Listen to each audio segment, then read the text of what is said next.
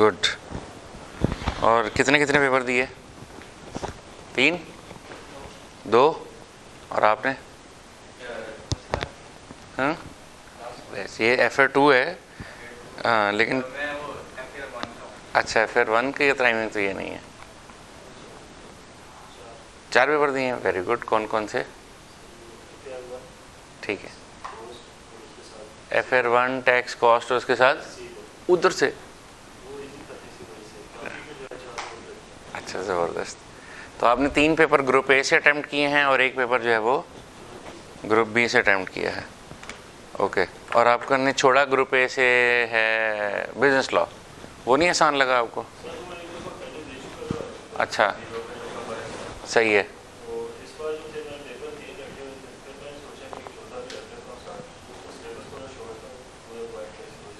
चलो, तो चारों पेपर अच्छे हो गए।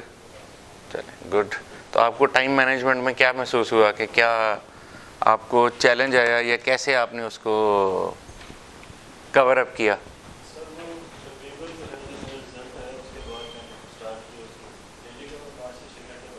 ग्रेट। तो उसमें कवर हो जाता था सब? ओके।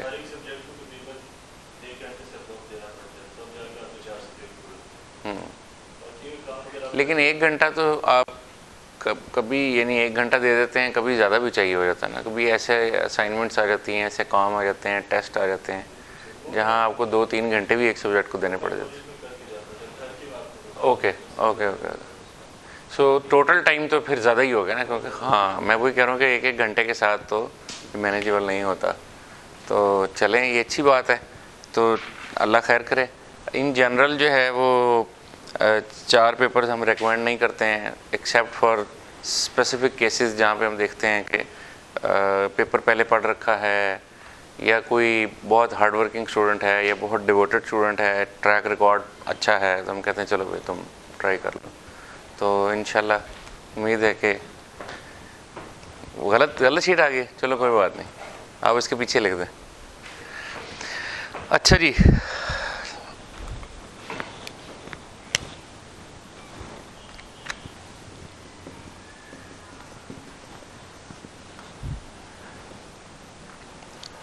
ICAP की एजुकेशन स्ट्रीम हिस्ट्री में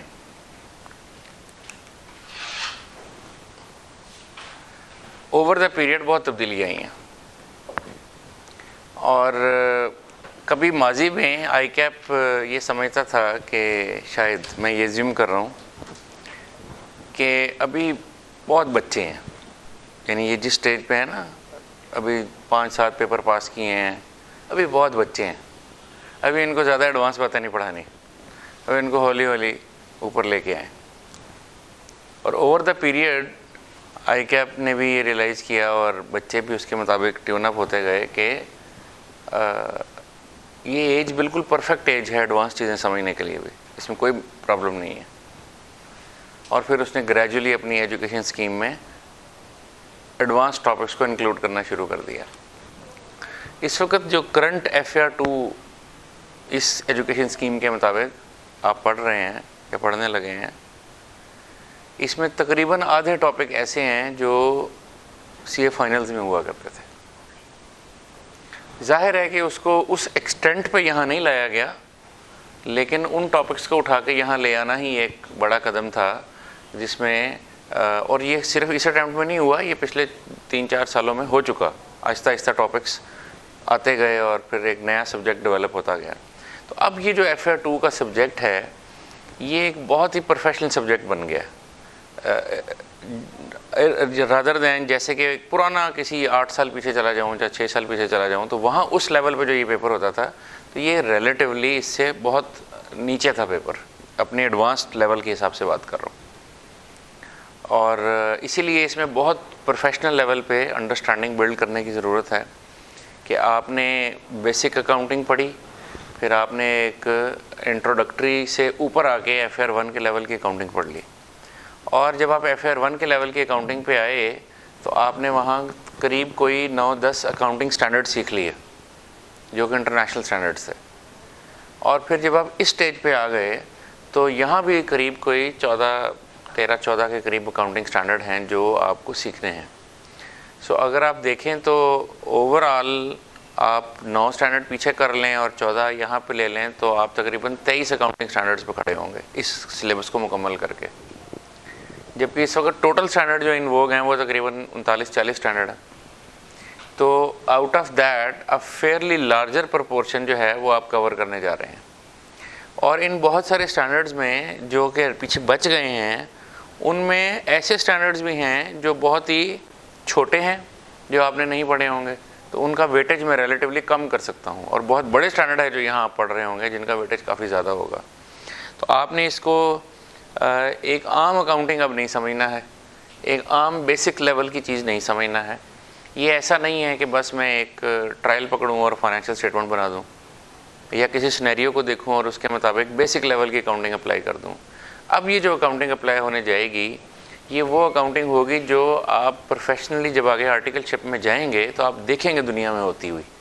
आप किसी जब कंपनी के ऑडिट पे जाएंगे तो वहाँ देखेंगे कि ये कंपनियाँ, और छोटी कंपनियाँ नहीं, बड़ी बड़ी कंपनियाँ एग्जैक्टली यही अकाउंटिंग अप्लाई करती हुई नज़र आ रही होंगी। और वहाँ पे जाके ये आपको हेल्प करेगा कि आप एक इंतहाई प्रोफेशनल लेवल की चीज़ जो है वो सीख के आए हैं। तो उस वक़्त जो आपके पास आ रहा होगा नॉलेज का जो पिछला बैकग्राउंड आप लेके आ रहे होंगे, वो उस कंपनी के, मिसाल के तौर पे आप किसी बड़े कॉन्ग्लोमरेट में बैठे हैं, मिसाल के तौर पे आप, हो सकता है कि कल को किसी एंग्रो के ऑडिट पे बैठ जाएं, हो सकता है आप एमसीबी के ऑडिट पे बैठ जाएं, हो सकता है आप निशात के ऑडिट पे बैठ जाएं। तो जब आप इन बड़ी बड़ी कंपनीज़ के ऑडिट पे बैठेंगे तो आप एक्चुअली ऑब्ज़र्व करेंगे कि यही तमाम चीज़ें वहाँ पे होती हुई नज़र आ रही हैं। और बाज़ औक़ात ऐसा होता है कि जिस वक़्त बच्चे आर्टिकल्स में नए नए आते हैं तो पुराने चूँकि लोगों के पास ये बैकग्राउंड नहीं होता था, तो उनको बहुत दुश्वारी होती थी कि यार ये क्या करना है, क्योंकि उन्होंने तो अभी सीए फाइनल में ये चीज़ें पढ़नी होती थी जो अब हम FAR 2 लेवल पे ही पढ़ लेंगे। तो हम वो एडवांस लेवल की चीज़ सीख के वहाँ पे बेसिकली एक बेहतर क्वालिटी प्रोड्यूस कर सकते हैं, एक अच्छा काम कर सकते हैं। जैसे मैंने भी जिक्र किया कि FAR 2 में करीब 14 IFRS हैं। IFRS के बारे में एक गलत फहमी हो जाती है, ये बात मैं अमूमन बता देता हूँ, हो सकता है आप में से कुछ लोग वाकिफ़ भी हों। IFRS से जनरल मीनिंग हमारे पास जो अकाउंटिंग स्टैंडर्ड आते हैं उनमें से किसी IFRS का नाम आपको आता है? किसी एक IFRS का नाम? कोई एक? हाँ, उसका पूरा नाम क्या है? टाइटल क्या है उसका? प्रॉपर्टी एंड कंपोनेंट का नंबर क्या है? IAS 16। IAS 16। तो आप समझते हैं कि हम जो बात करने जा रहे हैं IFRS की और जो IAS की, इसमें कोई फ़र्क है? हम तो IFRS का लफ्ज़ इस्तेमाल कर रहे हैं, हमने कहा IFRS, जबकि वो तो है IAS, है ना। तो ये कन्फ्यूजन बाज़ वक़्त पैदा की जा सकती है कि ये IAS में और IFRS में कोई फ़र्क है? कोई फ़र्क? IFRS अब तक 1 से लेके 17 तक आए हुए हैं, जबकि IAS 1 से लेके 41 तक आए हुए हैं। दरम्यान में बहुत सारे ख़त्म भी हो गए हैं, तो इसलिए नंबर बढ़े हैं, बट अंदर इफेक्टिव स्टैंडर्ड कम रह गए हैं। जैसे कोई कानून ख़त्म हो जाता है, ऐसे कुछ स्टैंडर्ड भी ख़त्म हो गए हुए हैं। तो IAS और IFRS में कोई फ़र्क नहीं है असल में। ये जो टर्म IFRS है, it includes the IAS as well. So जब मैं लफ्ज़ बोलता हूँ IFRS, तो it doesn't mean only the IFRS 1 से IFRS 17, it also includes IAS 1 से IAS 41। ठीक है, तो इसीलिए IFRS की अगर हम बात करें तो IFRS means and includes IFRS, IAS, SICs और IFRICs। यानी जब हम लफ्ज़ IFRS बोलते हैं तो दरअसल हम इन 4 चीज़ों का एक कलेक्टिव नाउन इस्तेमाल कर रहे होते हैं। कलेक्टिव नाउन तो आपको होता ही है, इन 4 चीज़ों का इकट्ठा एक लफ्ज़ इस्तेमाल कर रहे होते हैं। IFRS is international financial reporting standard 1 से लेके 17 तक। IAS is international accounting standard 1 से लेके 41 तक। ठीक है, और फिर ये दोनों क्या हैं? ये दोनों इंटरप्रिटेशंस हैं ऑफ IAS एंड IFRS। ये IAS की है और ये IFRS की है, सॉरी, हाँ यही। तो ये इंटरप्रिटेशंस क्या होती हैं, आपने कोई ना कोई लॉ पढ़ रखा है, कंपनी लॉ पढ़ रखा है, बिजनेस लॉ पढ़ रखा है, आप जानते हैं टैक्स पढ़ रखा है, लॉ के अंदर कुछ बाद में एक्सप्लेनेशंस आ जाती हैं, नोटिफिकेशंस आ जाते हैं, सर्कुलर्स आ जाते हैं, एसआरओज आ जाते हैं, जिस तरह से वो लॉ को कॉम्प्लीमेंट करने के लिए कुछ फर्दर चीज़ें निकल आती हैं, इस तरह ये भी स्टैंडर्ड को कॉम्प्लीमेंट करने के लिए इंटरप्रिटेशंस जारी होती हैं। मसलन एक अकाउंटिंग स्टैंडर्ड आ गया, एप्लीकेबल हो गया, लेटर ऑन दुनिया में एक नया फिनोमेना सामने आ गया जो उससे पहले था ही नहीं, तो हो सकता है कि जो इदारा है वो गाइडलाइन जारी करे कि फ़लाँ IFRS के तहत फ़लाँ सिचुएशन को आपने कैसे हैंडल करना है, ठीक है।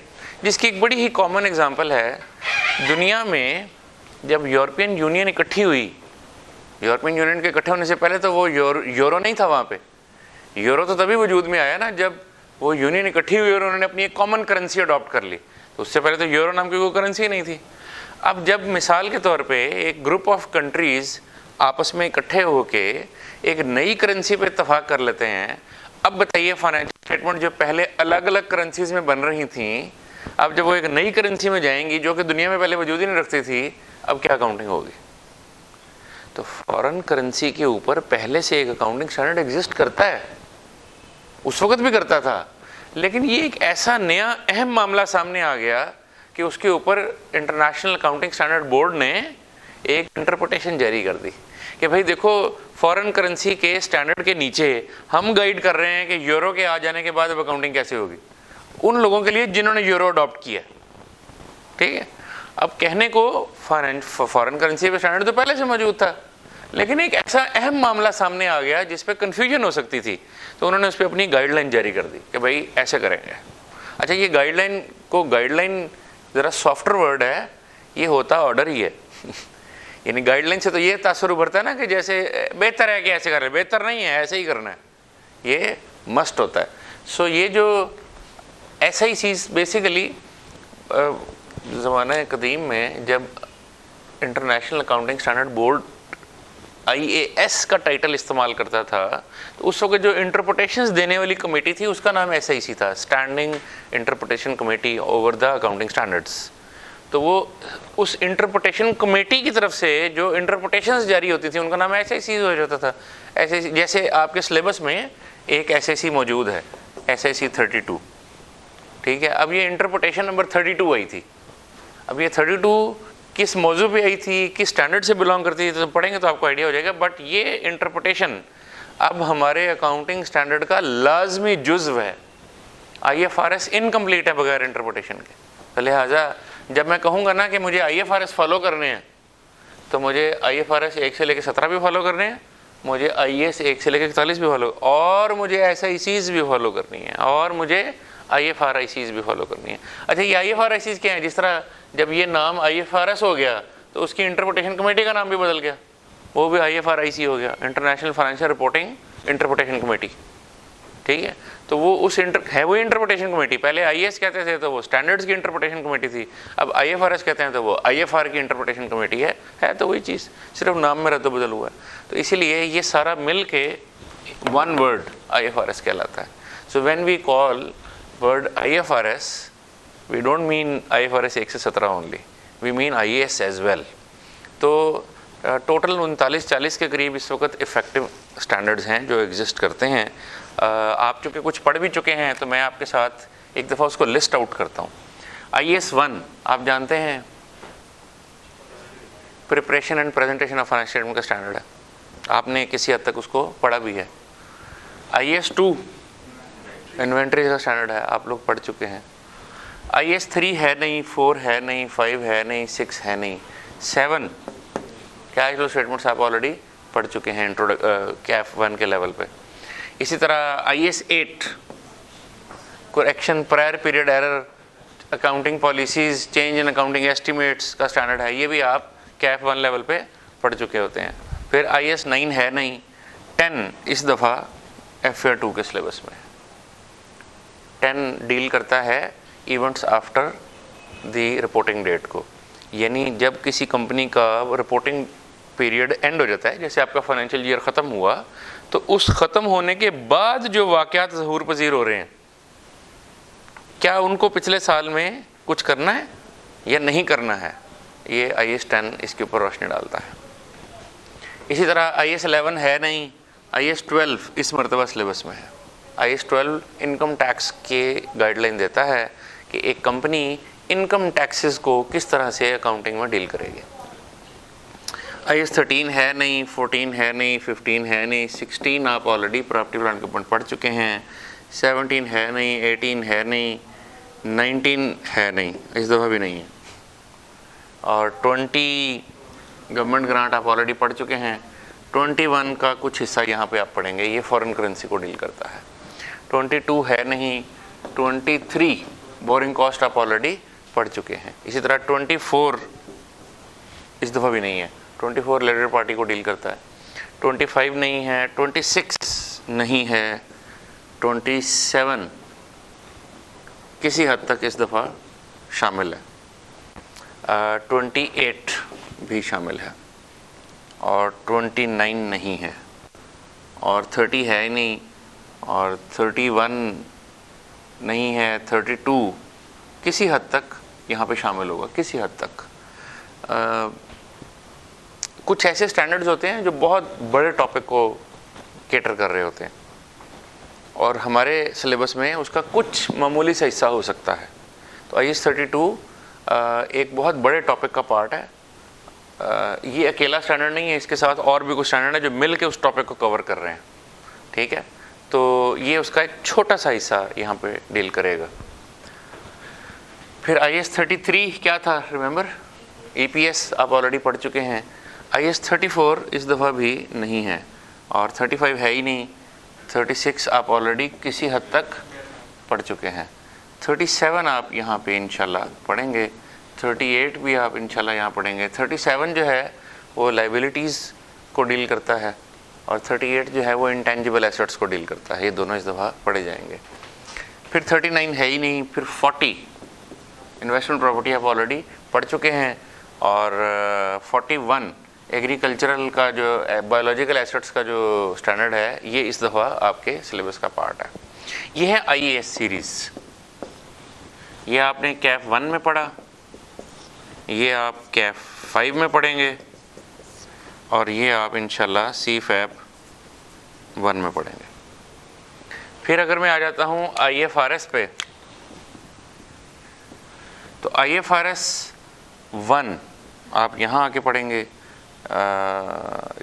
IFRS 2 भी आप यहीं आके पढ़ेंगे, IFRS 3 आपके सिलेबस में किसी हद तक यहाँ शामिल है, और IFRS 4 है ही नहीं। IFRS 5 आप यहीं जाके पढ़ेंगे, 6 भी आप यहीं पढ़ेंगे, 7 भी आप यहीं पढ़ेंगे, 8 आप यहाँ पढ़ेंगे, और IFRS 3 जो है वो बेसिकली जब कोई बिज़नेस किसी दूसरे बिज़नेस को ख़रीद लेता है तो उसकी अकाउंटिंग डील करता है।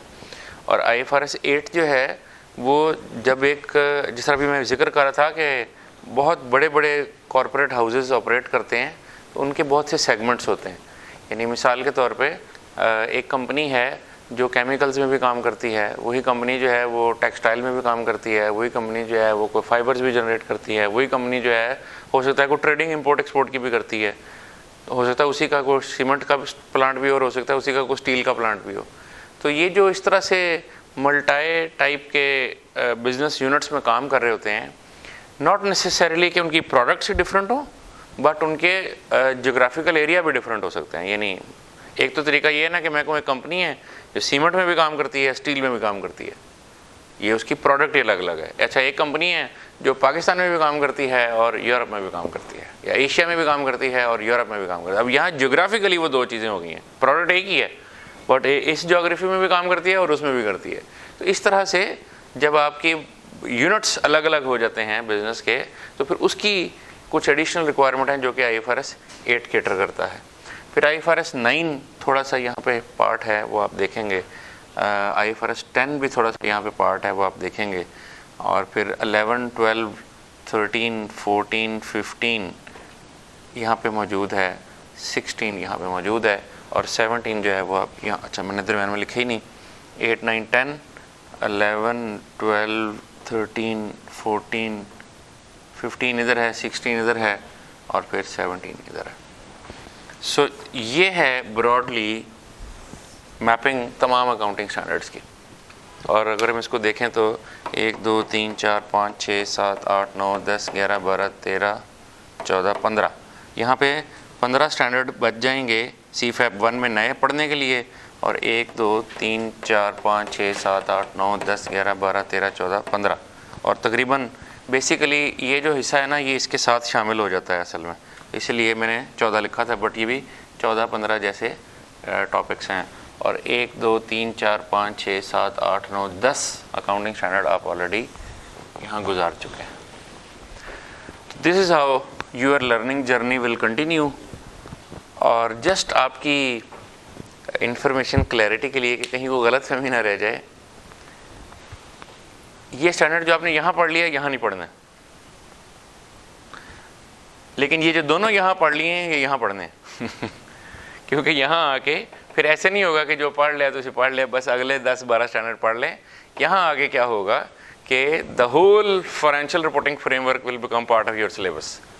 ये यूँ कह लें सारी accounting will become part of your syllabus, every accounting standard almost will be part of your syllabus. तो वो CFAP 1 में जाके ज़रा सिलेबस थोड़ा वाइड हो जाएगा, बट चूँकि आपके पास पीछे नॉलेज होगा और चूँकि इस लेवल पे और इस लेवल पे आपने जिसको कहना चाहिए कि मीडियोकर लेवल की अकाउंटिंग पढ़ी होगी, वो स्टैंडर्ड पढ़े होंगे लेकिन पूरे नहीं पढ़े होंगे, या अगर पूरे पढ़े होंगे तो मीडियोकर लेवल का प्रैक्टिस हुआ एग्ज़ाम आया होगा, यहाँ पे फिर वो एडवांस्ड लेवल के एग्ज़ाम पे चला जाएगा। कुछ स्टैंडर्ड ऐसे हैं जो आप आज भी कहेंगे कि यार कितना एडवांस आ जाएगा, मैं कर ही लूँगा। फिर अगर इन्वेंट्री पूछ ले, प्रॉपर्टी पूछ ले, तो आपके दिल में ये बात होगी यार कितना एडवांस कर लेगा मेरे नाल, वक्त तो वक्त भी कर सकता है, लेकिन फिर भी एक कॉन्फिडेंस होता है। लेकिन मिसाल के तौर पे IAS 36 इम्पेयरमेंट जो आपने पढ़ा है FR 1 में, वो तो उसका ऐसे ही यूँ कह रहे हैं पाइया किसी जगह तुम पढ़ ले ठीक है, तो उसका 3/4 इज स्टिल लेफ्ट, और वो फिर आगे यहाँ आके फुल फ्लेज टेस्टिंग में आ जाएगा। तो इसलिए या तो कोई स्टैंडर्ड आपने पूरा पढ़ा ही नहीं है, या वो उस एक्सटेंट पे एग्जामिन नहीं हुआ, तो वो यहाँ उस एक्सटेंट पे एग्जामिन हो सकता है। तो इसलिए यहाँ पे सिर्फ ये 15 स्टैंडर्ड नहीं है, यहाँ पे सारे ही अकाउंटिंग स्टैंडर्ड है। अलबत्ता यहाँ बस यही है। एक और रूल भी ध्यान में रखिएगा ICAP का, वो है prior knowledge testing. Prior knowledge testing का मतलब ये होता है कि आप ये स्टैंडर्ड पढ़ रहे हैं और ये ऑलरेडी पढ़ चुके हैं, तो ये आपका प्रायर नॉलेज है, इसमें से वो टेस्ट करना चाहे तो कर सकता है, और सिलेबस का पार्ट नहीं है ना, लेकिन वो टेस्ट कर सकता है। तो इसका मतलब है कि ये सिलेबस का पार्ट बन गया। हाँ, डायरेक्टली नहीं बना, इनडायरेक्टली बना। इतना का टेस्ट कर सकता है कि कोई 6-8 नंबर की कोई सवाल पीछे से भी डाल सकता है अगर चाहे तो। देखें ना, अगर, और मेरा ख्याल है ये आपकी तो ज़िंदगी काफ़ी आसान होगी अगर पीछे से पूछ ले तो। भी जाहिर है अगर वो PP में से कोई चीज़ उठा के पूछ ले, गवर्नमेंट ग्रांट से कोई एडजस्टमेंट डाल दे 3 नंबर की, बोरिंग कॉस्ट में से कोई चीज़ डाल दे, तो आज तो आप ये कहेंगे ना कि यार ये तो बच्चों का खेल है मेरे लिए। तो कहने का मकसद ये नहीं है कि वो इसमें से सवाल पूछेगा, बताने का मकसद ये है कि पेपर के अंदर ये भी कहीं ना कहीं आ सकते हैं। कैसे? As part of a bigger question. एक बड़ा क्वेश्चन है, 20 नंबर का सवाल है, उसके अंदर 3 नंबर की बोरिंग कॉस्ट की एडजस्टमेंट्स डली हुई हैं। तो कल को आप ये ना कहने बैठ जाएं कि ICAP ने आउट ऑफ सिलेबस सवाल पूछ लिया, तो ICAP ने पहले से कह दिया है मैं प्रायर नॉलेज भी पूछ सकता हूँ। ठीक है, ज़्यादा नहीं पूछूंगा पर पूछ सकता हूँ, ताकि लोगों का ये एतराज़ किल हो जाए कि देखे जी सिलेबस से बाहर आ गया। वो कहता है सिलेबस से बाहर नहीं आ गया, ये आप बचपन में पढ़ चुके हैं। ये ऐसे ही है कि जैसे जो बातें आपने अपनी for example 2nd, 3rd, 4th class में सीखी थी, 6th, 7th, 8th में जाके वो प्रायर नॉलेज ऑटोमेटिकली आपको आता ही होता है, और उसी को इस्तेमाल करके तो वो पढ़ रहे होते हैं। किसी ने मीडियम प्राइमरी लेवल की साइंस ना पढ़ी हो तो वो फिजिक्स, केमिस्ट्री, बायो कैसे समझ पाएगा? वो समझ रहा होता है ना, क्योंकि वो पीछे से बेस बनाता चला आ रहा है। अब कल को कोई कह देगा जी ये सवाल तो 5वीं क्लास से पूछ ले तो ये भी सिलेबस का पार्ट है, तो आना चाहिए, तो बचपन की बात है, आनी चाहिए। तो यहाँ पे ये आपका प्रायर नॉलेज है। प्रायर नॉलेज में भी छोटी मोटी चीज़ आपके एग्जाम का पार्ट बन सकती है, डायरेक्ट क्वेश्चन नहीं बन के आएगा। मैं ये एक्सपेक्ट नहीं करता कि वो एक पूरा सवाल बोरिंग कॉस्ट का या PP का या कैश फ्लो का उठा के दे देगा, क्योंकि वो डायरेक्ट सिलेबस नहीं है। हाँ वो किसी ना किसी सवाल के अंदर शामिल होके 2-4 नंबरों का जुज़ बन के इस तरह से टेस्ट हो सकता है। तो ये है मैं जब भी इस जुमले पे पहुंचता हूँ ना तो ये है, इससे आगे ना खुद ब खुद मेरे जहन में आता है वो ज़राए ये हैं वो ज़राए जिनसे हमने जनाब स्पीकर ये जायदाद ने, तो ये हैं वो अकाउंटिंग स्टैंडर्ड्स जिनके ऊपर हमने इस मरतबा अपना फोकस करना है। इनमें कुछ अकाउंटिंग स्टैंडर्ड हैं, बल्कि ज़्यादातर अकाउंटिंग स्टैंडर्ड हैं जो कि आपके लिए तिफल तमाशा ही साबित होंगे, बच्चों का खेल ही साबित होंगे, क्योंकि हम इंशाल्लाह पढ़ेंगे तो बच्चों का खेल ही लगेंगे। कुछ अकाउंटिंग स्टैंडर्ड हैं जो बहुत प्रो लेवल पे आपको सीखने होंगे, उनको हम उसी तरह से देखेंगे और करेंगे, और उसके लिए अगर कोई चीज़ें बैकग्राउंड की चाहिए हुई तो फिर वो भी कवर करेंगे। एक बहुत इम्पॉर्टेंट जो इसकी नीड है इस सारे को समझने की, वो है कि how good you can apply your skills of IAS 1 preparation of the financial statements. कितने अच्छे हैं आप इन फाइनेंशियल स्टेटमेंट को बनाने में, ये वाली स्किल अब यहाँ बार बार इस्तेमाल होगी, क्योंकि इसके अंदर फाइनेंशियल स्टेटमेंट बनाई जाएंगी बहुत सारी। इंट्रोडक्शन के लेवल पे बेसिक ट्रायल आता है, एडजस्टमेंट्स आती हैं, हम सवाल कर देते हैं। कैफ 1 के लेवल पे फाइनेंशियल स्टेटमेंट का फुल फ्लेज सवाल ही नहीं है, वो इनडायरेक्टली आता है। NPO में आप फाइनेंशियल स्टेटमेंट बना लेते हैं, है ना, या आप IAS 8 में जाके वो जब प्रायर पीरियड एरर रीस्टेट कर रहे होते हैं तो कोई फाइनेंशियल स्टेटमेंट खड़ी कर लेते हैं। लेकिन those questions are not aimed at preparing the financial statement, those are aimed at certain objectives, कि वो जो IAS 8 वाला सवाल आएगा ना, वो असल में एरर की टेस्टिंग कर रहा है, पॉलिसी की टेस्टिंग कर रहा है, साथ फाइनेंशियल स्टेटमेंट भी बन रही हैं। या इसी तरह वो डायरेक्टली फाइनेंशियल स्टेटमेंट को टेस्ट नहीं कर रहा होता, यानी एग्जामिनर का पर्पज़ वहाँ ये टेस्ट करना नहीं है कि आपको स्टेटमेंट ऑफ फाइनेंशियल पोजीशन बनानी आती है कि नहीं आती, वहाँ उसका पर्पज़ ये है कि in case of prior period error आपको ये बनानी आती है कि नहीं आती। तो यहाँ पे बेसिकली ये कॉन्सेप्ट डायरेक्टली टेस्ट होगा कि आपको फाइनेंशियल स्टेटमेंट बनानी आती है कि नहीं आती। ख़ास तौर पे ये जो टॉपिक है IFRS 3 और IFRS 10 और IAS 27, ये IAS 27 मेरे ख्याल है, या 32 मेरा ख्याल है, डायरेक्टली सिलेबस में लिखा नहीं होगा, बट इनडायरेक्टली इसके कुछ कॉन्सेप्ट इस्तेमाल हो रहे होंगे, इसीलिए मैंने इसको यहाँ मेंशन किया हुआ। तो आइए इनमें से, अच्छा यहाँ एक और चीज़ भी एक्सप्लेन कर दूँ आपकी इंफॉर्मेशन के लिए। ये जो दो अकाउंटिंग स्टैंडर्ड हैं, IFRS 15 और IFRS 16, बड़े ही इंटरेस्टिंग स्टैंडर्ड है। IFRS 15 पहले पुरानी स्कीम के तहत कैफ 1 में हुआ करता था,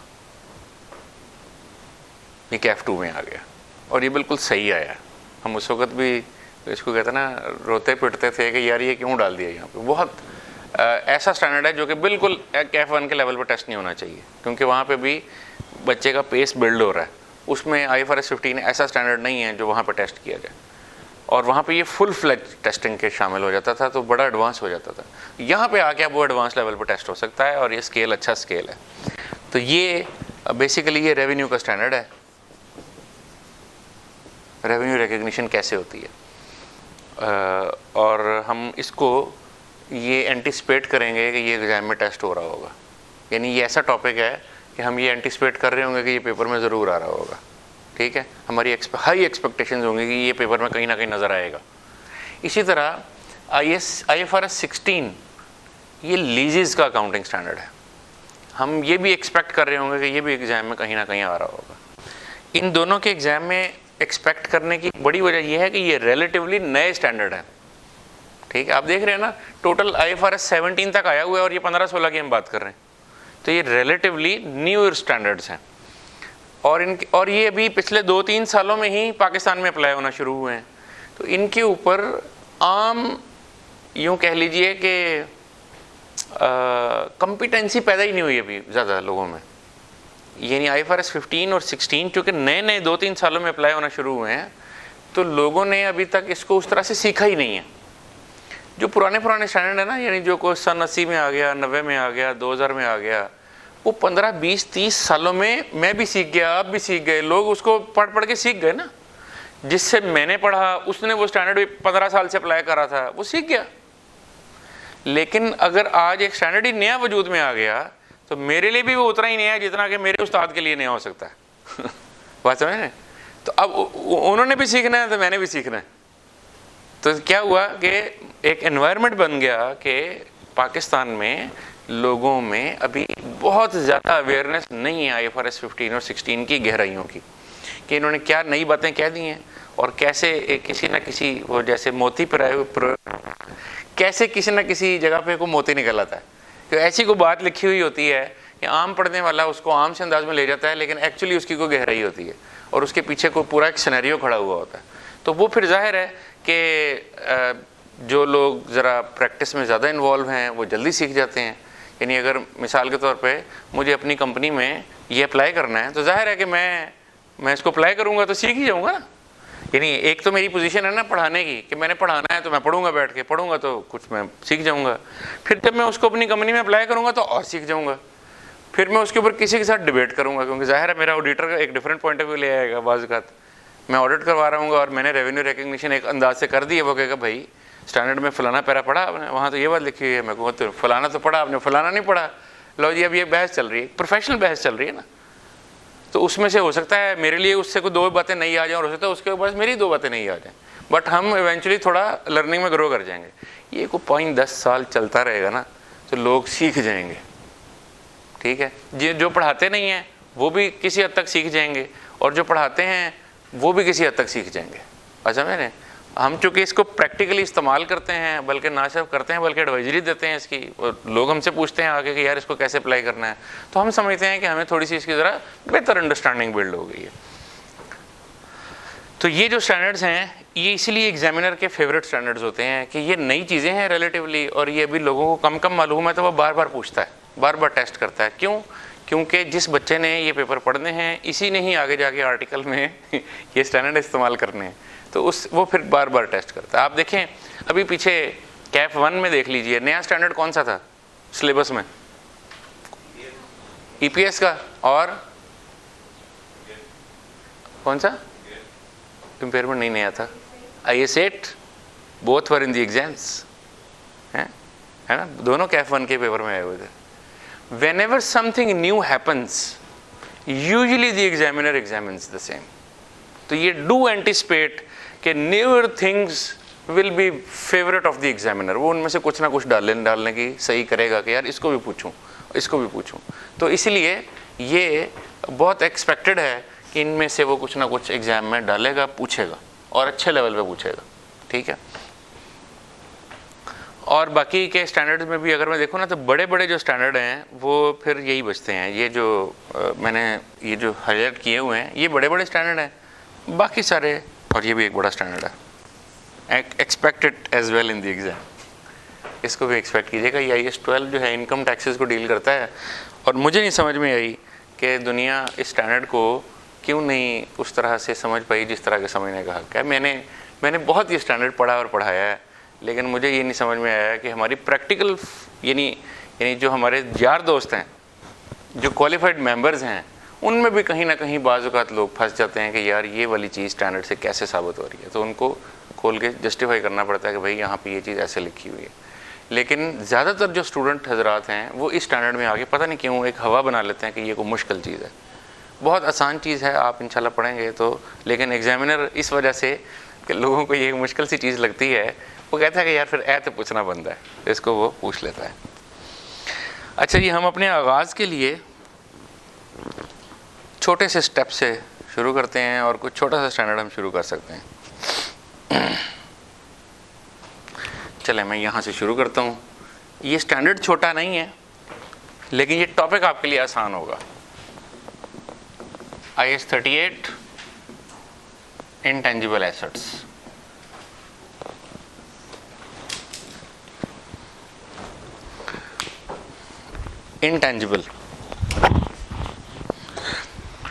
इंटेंजिबल अपने नाम से क्या बताता है कि ये ऐसा एसेट होगा जिसमें टेंजिबिलिटी का फुकदान होगा, है ना, जिसमें जिसके अंदर उसकी फिजिकल प्रेजेंस, जैसे इसको मैं छू सकता हूँ कुर्सी को, ऐसी कोई फिजिकल प्रेजेंस नहीं होगी। ये टेंजिबल है, ये फिजिकली अपीयर्ड है, नज़र आती है, छुई जा सकती है। और अगर आप महसूस करें तो इस वक्त जो इस एनवायरनमेंट में आर्गन गैस मौजूद है, शायद वो एक इनटेंजिबल सी चीज़ लगती है, या ऑक्सीजन जो मौजूद है वो इनटेंजिबल सी चीज़ लगती है। हमारे एनवायरनमेंट में वैसे कितनी ऑक्सीजन होती है? 71%, 79%। अल्लाह दी कसम, इन्नी ऑक्सीजन बंदा मरना चाहे। मैंने जी करेक्ट, अप्रॉक्सीमेटली 20% होती है। मैं एक वो देख रहा था साइंस फिक्शन, तो उसमें the travellers reached at some planet, जैसे कि आपको देखते हैं ना, किसी जगह लैंड कर जाते हैं और अपने वो सूट्स के साथ, तो वहाँ पे वो one of the participant test the environment कि इस वक्त हमारे जिस इन्वायरमेंट, जिस प्लैनेट पे हम लैंड हुए हैं, इसकी कॉम्पोजिशन क्या है, कौन कौन सी गैसेस हैं और क्या परसेंटेज है। तो वो चेक करता है ना, तो उसके पास आता है कि ऑक्सीजन जो है वो 19-19.5% जैसा उसके सामने आ जाता है। तो वो फ़ौरन और खुशी से कहता है कि एक बड़ी रीज़नेबल, जो हमारे सांस लेने के लिए जितनी ऑक्सीजन चाहिए वो अवेलेबल है, और वो फ़ौरन से अपने सूट्स उतार लेते हैं। तो ये ज़रा थोड़ी पुरानी बात है। तो मुझे वहाँ से एहसास हुआ, मैंने कहा अच्छा ये 19-20% काफ़ी होती होगी, इसका मतलब है।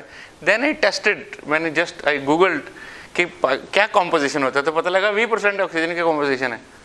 और मेरा ख्याल है बाकी कितना 80 में से कोई 78-77% या 79% जो है वो नाइट्रोजन है, और बाकी 1-1.5% में ही सारी गैसेज हैं, राइट। सो मुझे तब एहसास हुआ कि असल में तो इतनी ही काफ़ी है हमारे लिए, और इतनी ही ना हो तो सांस बंद हो जाता है। लेकिन बहरहाल इंटरेस्टिंग चीज़ थी। सो मैं जो बात जहाँ से चला था वो ये थी कि इनटेंजिबल एसेट्स जो हैं वो ऐसे एसेट्स हो सकते हैं जिनके अंदर टेंजिबिलिटी लैक करती है। जब मैंने ये स्टैंडर्ड बचपन में पढ़ा तो मेरे जहन में ख्याल आया कि रिसीवेबल्स क्या होते हैं। अकाउंट रिसीवेबल, मैंने किसी से पैसे लेने, मेरा अकाउंट रिसीवेबल है। क्या वो टेंजिबल एसेट्स हैं या वो इनटेंजिबल एसेट्स हैं? करंट तो हैं, बट करंट और नॉन करंट की तो एक क्लासिफिकेशन है ना। अब तो हम बात करें वो क्या हैं, टेंजिबल एसेट्स हैं या इनटेंजिबल एसेट्स हैं? जी टेंजिबल हैं। किस बेसिस पे? क्या आप जाके उस बंदे का गला दबा सकते हैं? नहीं, कैश जब रिसीव होगा तो होगा, अभी तो मैंने लेने हैं। रिसीवेबल होता क्या है?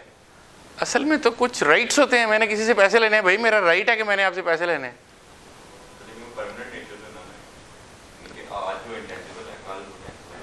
नहीं, कल वो रहेगा ही नहीं, अगर वो पैसे दे देगा तो वो खत्म हो जाएगा।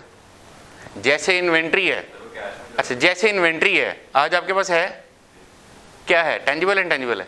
अच्छा ओके, कल को ये बिक जाएगी तो खत्म हो जाएगी, तो कल को ये खत्म होगी, वो खत्म हो गई। हम ये तो नहीं कहेंगे कि ये चूंकि कैश में कन्वर्ट हो गई है लिहाजा ये टेंजिबल नहीं रही। ऐसे ही रिसीवेबल एक एसेट है और कल को ये कैश में कन्वर्ट हो जाएगा, बट इट डजंट मीन कि खत्म हो गया तो खत्म हो गया भाई। बट आज जब ये है तो ये क्या है, टेंजिबल या intangible? See there is it looks like intangible. तो जाहिर है हम बात इसलिए कर रहे हैं कि हम इस कॉन्सेप्ट को समझ सकें। ना तो रिसीवेबल इंटेंजिबल एसेट है, ना ही इन्वेंट्री टेंजिबल एसेट है। इन्वेंट्री भी टेंजिबल एसेट नहीं होती है, ठीक है, और रिसीवेबल भी इंटेंजिबल एसेट नहीं होता है, ठीक है। इन्वेंट्री टेंजिबल नहीं होती है। टेंजिबिलिटी एक अंग्रेजी का लफ्ज़ हो सकता है, हमने तो इसको अकाउंटिंग में पढ़ना है, हमने इसके मीनिंग अकाउंटिंग में देखने हैं। अकाउंटिंग इसको कैसे डिफाइन करती है भाई? जो डेफिनेशन कानून में दे दी जाए, डेफिनेशन तो वही होती है ना। आप में से सबने टैक्स पढ़ा हुआ है? सब लोगों ने? जिस नहीं भी पढ़ा तो एक एग्जांपल देता हूँ, प्राइवेट कंपनी की डेफिनेशन क्या है?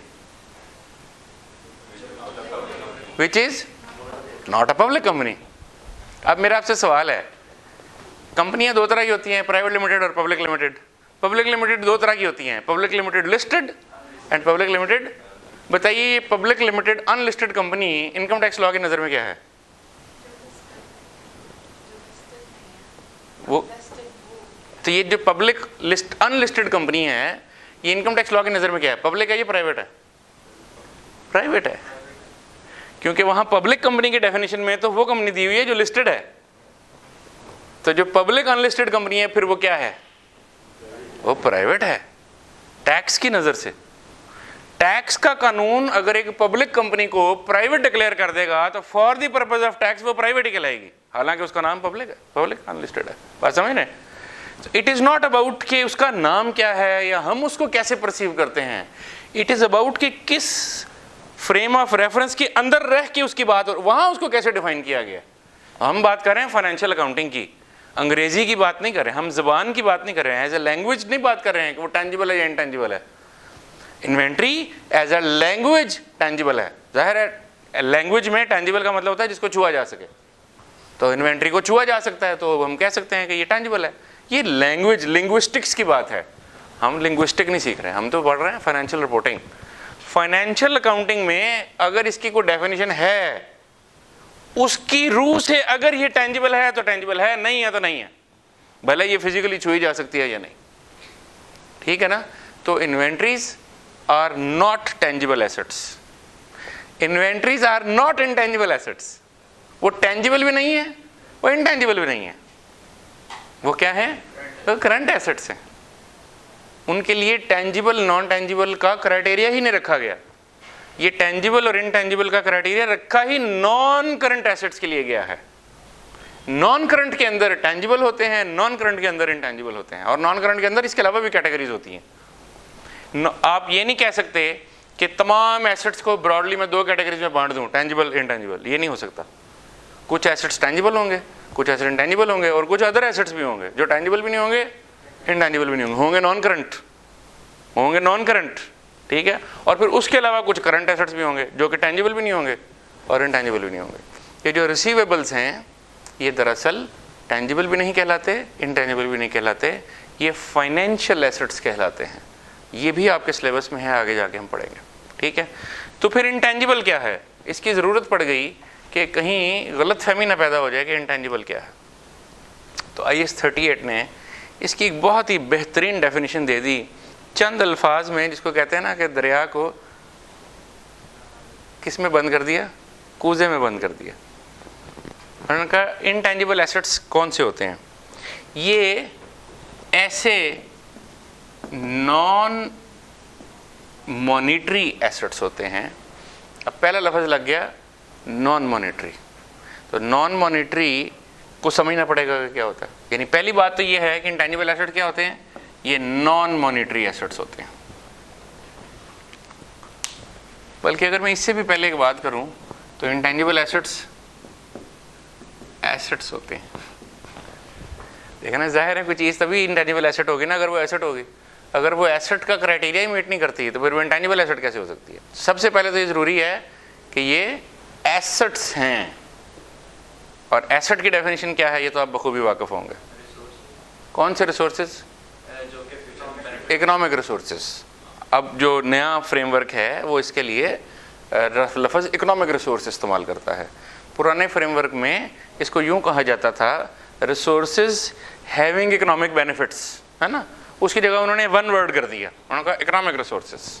तो एसेट्स क्या हैं, ये इकोनॉमिक रिसोर्सेज हैं जो पास्ट इवेंट के नतीजे में वजूद में आते हैं और आपके कंट्रोल में हैं। अगर ये तीन बातें पूरी हो जाएं तो हम कहते हैं ये एसेट्स हैं। सो इकोनॉमिक रिसोर्स है, पास्ट इवेंट के नतीजे में वजूद में आया है और आपके कंट्रोल में, एंटिटी के कंट्रोल में। ये कंट्रोल, पास्ट इवेंट और इकोनॉमिक रिसोर्स का क्राइटेरिया मीट कर दें, ये एसेट है। तो इंटेंजिबल एसेट होने के लिए भी पहले ये ज़रूरी है कि वो एसेट साबित हो जाए। अगर वो एसेट ही साबित नहीं होता तो फिर वो इंटेंजिबल एसेट भी नहीं हो सकता। तो इसलिए मैंने पहली चीज़ तो ये लिखी थी कि भाई वो एसेट होना चाहिए। दूसरी चीज़ मैंने कही कि वो नॉन मॉनिटरी एसेट होना चाहिए। अब यहाँ से हमें ये समझना पड़ेगा कि मॉनिटरी और नॉन मॉनिटरी क्या होता है। मैं आपकी तवज्जो दिलाऊंगा IAS 16 की जानिब, प्रॉपर्टी प्लांट इक्विपमेंट में एक्सचेंज ऑफ एसेट का एक टॉपिक पढ़ा था आपने, ये लफ्ज़ वहाँ भी इस्तेमाल हुआ था, exchange of non monetary assets, वहाँ ये बात लिखी गई थी। मॉनिटरी एसेट्स ऐसे एसेट्स होते हैं नॉन मॉनिटरी तभी समझ आएगा ना अगर मॉनिटरी समझ में आएगा, तो इसलिए मॉनिटरी बता रहा हूँ। मॉनिटरी एसेट्स ऐसे एसेट्स होते हैं जो एक फिक्स्ड डिनोमिनेशन रखते हैं। जैसे 100 का नोट है तो उसकी डिनोमिनेशन क्या है 100, 1000 के नोट की डिनोमिनेशन क्या है 1000, जो कि एक फिक्स्ड डिनोमिनेशन रखते हैं। या बाज़ औक़ात वो फिक्स ना भी हो तो वो डिटर्मिनेबल होती है कि आप तय कर सकते हैं भाई इसकी ये डिनोमिनेशन है। और ये right to receive in cash होते हैं,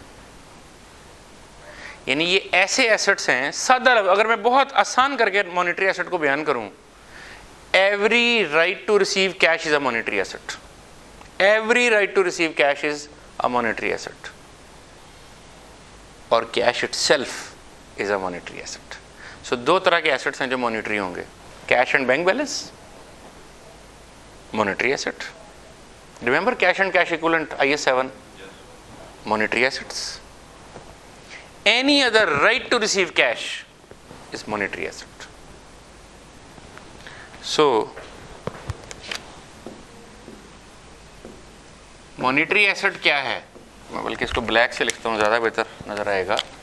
monetary asset क्या है, cash, right to receive cash। अब मैं आपके सामने कुछ एग्जांपल्स रखता हूँ, आपने ये जज करना है कि इसमें से कौन सा राइट टू रिसीव कैश है और कौन सा नहीं है। Receivables, right to receive cash, भाई मैंने आपसे पैसे लेने हैं, मैंने आपको कोई चीज़ सेल की है और उधार पे कर दी है, पैसे लेने हैं आपसे, राइट टू रिसीव कैश। तो रिसीवेबल्स क्या हैं, मॉनेटरी एसेट्स हैं। But not every receivable might be monetary asset, because might be आपकी receivable terms other than cash हैं। मसलन मैंने आपको चीज़ें सेल की हैं और बदले में आपसे पैसे नहीं लेने हैं, चीज़ें लेनी हैं। इसका मतलब क्या हुआ कि मेरा right to receive cash exist नहीं करता। मैं आपसे कहूँ ना कि भाई मुझे पैसे दे, आप कहेंगे भाई पैसे कोई नहीं है, तेरा मेरे तय क्या हुई थी कि 100 AC भेजूंगा, आ रहे हैं हफ्ते बाद। इसका मतलब है I do not have a right to receive cash. तो ये रिसीवेबल भी मॉनेटरी से बाहर हो गया। लेकिन आम तौर पे तो रिसीवेबल में राइट टू रिसीव कैश होता ही है ना, तो 99.99% तो आप यही देखते हैं कि रिसीवेबल में पैसे ही लेने होते हैं। तो इन जनरल हम यही कहते हैं कि रिसीवेबल जो है वो क्या है, वो राइट टू रिसीव कैश है, वो मॉनेटरी एसेट है। अच्छा, कैश मैंने लिखा है तो इसलिए मैं इसको एक्सप्लेन नहीं कर रहा। Cash means cash, I mean cash bank, right. तो इसलिए उसको मैंने एक्सप्लेन नहीं किया। ये भी आपको याद होगा IS 7 की डेफिनेशन के मुताबिक कैश की डेफिनेशन में बैंक शामिल होता है। जब हम लफ्ज़ कैश बोलते हैं तो it automatically includes the word bank. That is why हम सिर्फ कैश लिखते हैं, हम बैंक का लफ्ज़ वहाँ इस्तेमाल नहीं करा। आप रिमेंबर IS 7 में हम क्या कहते हैं, कैश फ्लो स्टेटमेंट। हम ये क्यों नहीं कहते cash and bank flow statement, because the word cash includes the term bank also. That is why इसको अलहदा से लिखने की ज़रूरत नहीं होती, बट फिर भी बच्चों की गाइडेंस के लिए हम लिख देते हैं अलहदा से। ओके, तो ये मॉनेटरी एसेट है। ओके, तो इधर रिसीवेबल मॉनेटरी एसेट है। मेरे पास एक कंपनी के, फर्ज कर लीजिए कि 1 लाख रुपए के शेयर्स हैं।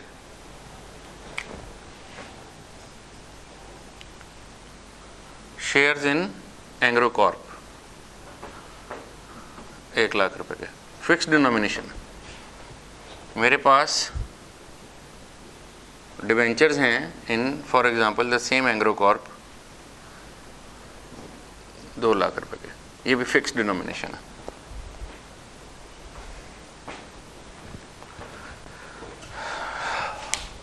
तो मॉनेटरी एसेट के पर्सपेक्टिव से, राइट टू रिसीव कैश के क्राइटेरिया से, ये दोनों राइट टू रिसीव रखते हैं या नहीं रखते हैं?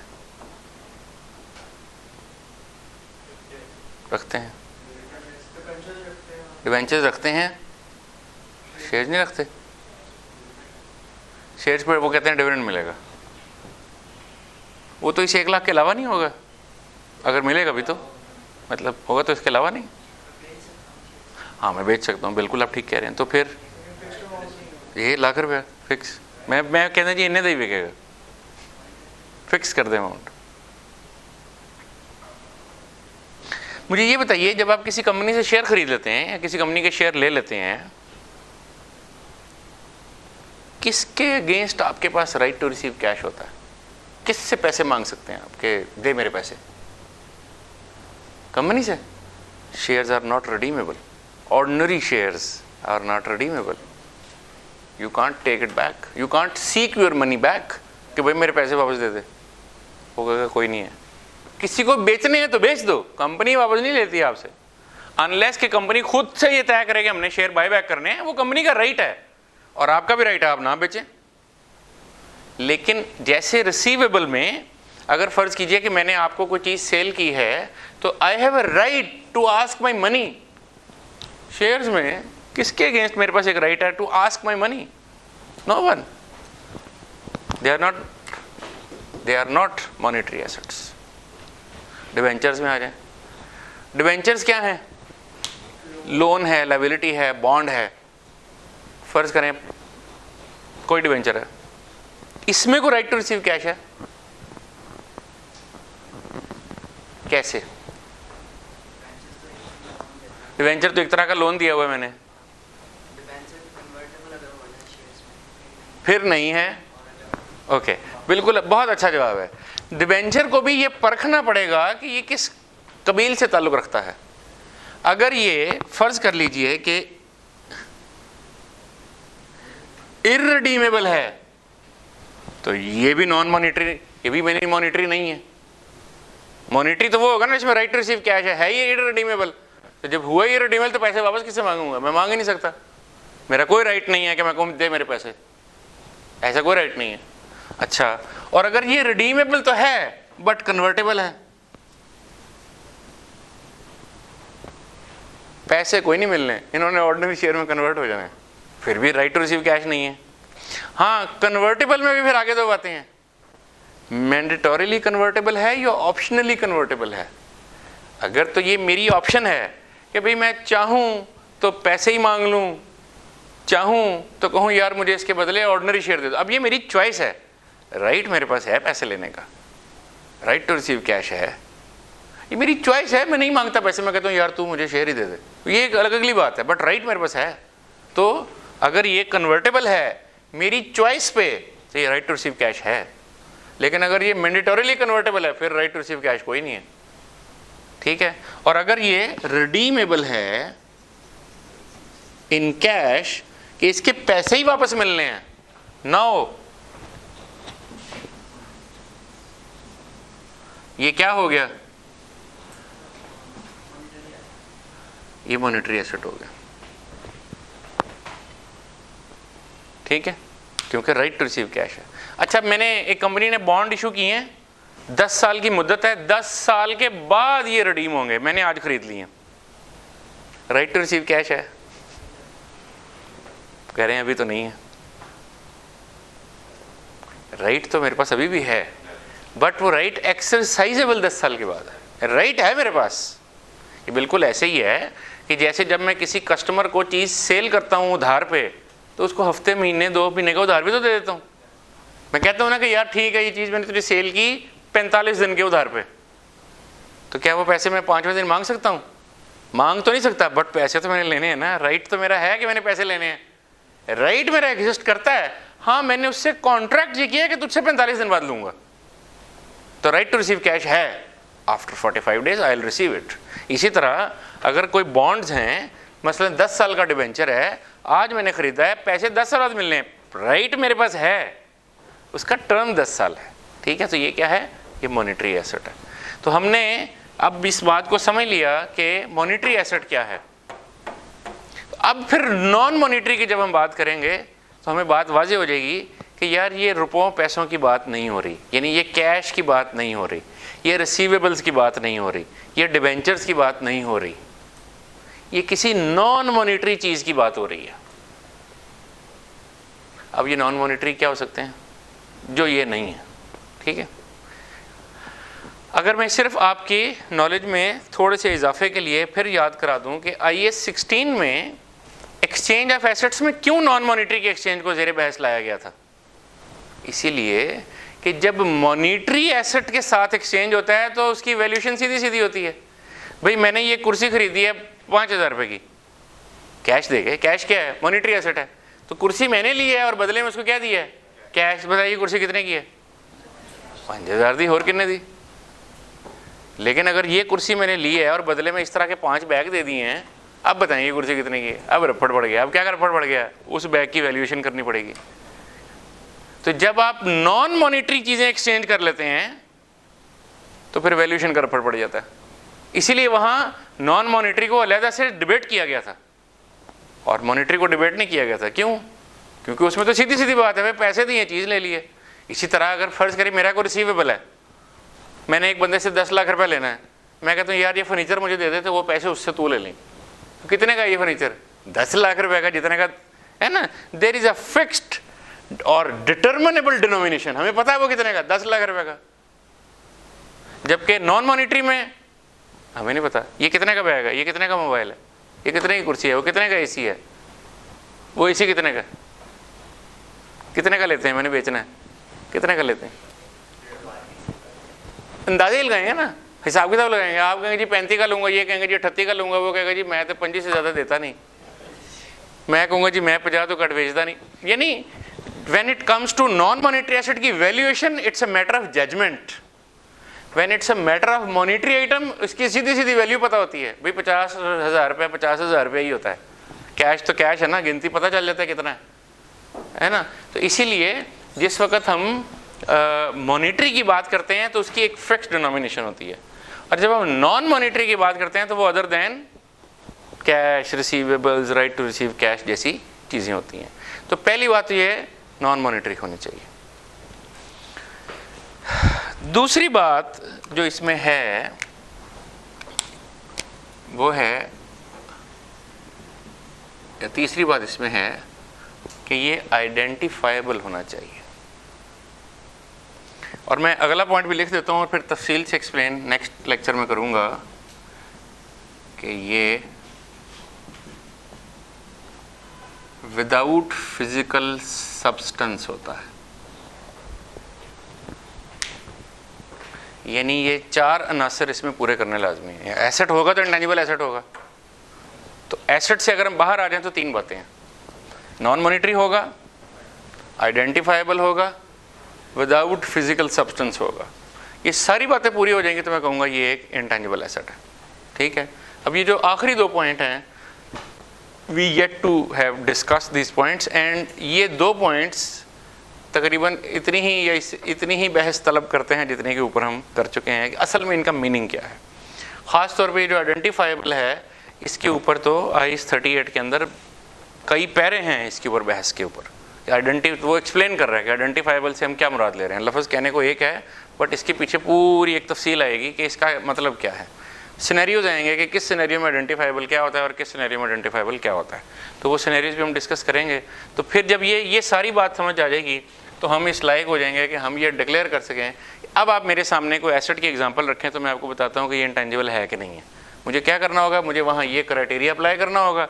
अगर ये सारे टिक लग गए कि हाँ ये चारों बातें पूरी हो रही हैं तो मैं कहूँगा ये इंटेंजिबल है, और अगर इनमें से कोई एक भी बात पूरी नहीं हो रही तो मैं कहूँगा ये इंटेंजिबल एसेट नहीं है। ठीक है। इसमें कोई सवाल है तो पूछ लीजिए।